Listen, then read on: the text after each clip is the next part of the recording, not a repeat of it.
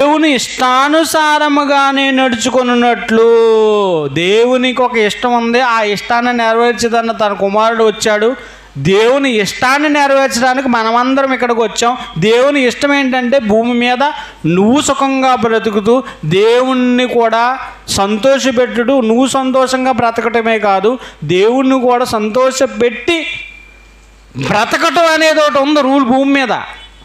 ముందుగా సిద్ధపరిచిన సత్క్రియలు భూమి మీద దేవుని కోసం బ్రతుకుతూ నలుగురికి దేవుని యొక్క మాటలు చెబుతూ వెలిగింపబడిన నీవు, ఇందాకన్నారే ప్రమిదని ఇలాగని అంటే అది దేదీప్యమానంగా వెలగాలి, వెలిగింపబడాలి.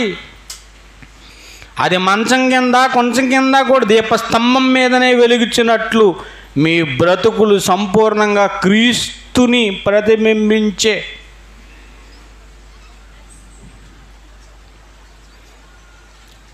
అందుకే పేతురు గారు, నేను రేపుతున్నాను మిమ్మల్ని వాక్యంతో. క్రైస్తవ్యమా మిమ్మల్ని నిద్రపోతుంది, మిమ్మల్ని రేపుతున్నాను. నిద్రపోతున్న క్రైస్తవ్యాన్ని రేపుతున్నాడు ఆయన. రేపవలసిన అవసరం వచ్చింది.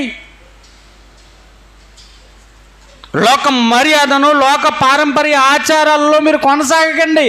ఈ లోకం నుండి మీరు వేరై, చీకటి నుండి వేరై రక్షించబడిన మీరు దేవునికి పరిశుద్ధంగా ఒకప్పుడు మన జీవితాలన్నీ కన్నీళ్ళే అన్నపానంగా బ్రతికిన రోజుల్లో నుండి ఒక శ్రేష్టమైన జీవితాన్ని ఎన్నుకొని దేవునిలోనికి వచ్చిన మనం, దేవుని కొరకు, దేవుని మన తుదిశ్వాస విడిచేంత వరకు దేవుని కోసం బ్రతకవలసిన వారముగా ఉన్న మనం ఈ లోక మర్యాదను మళ్ళీ ఎందుకు అనుసరిస్తున్నావు?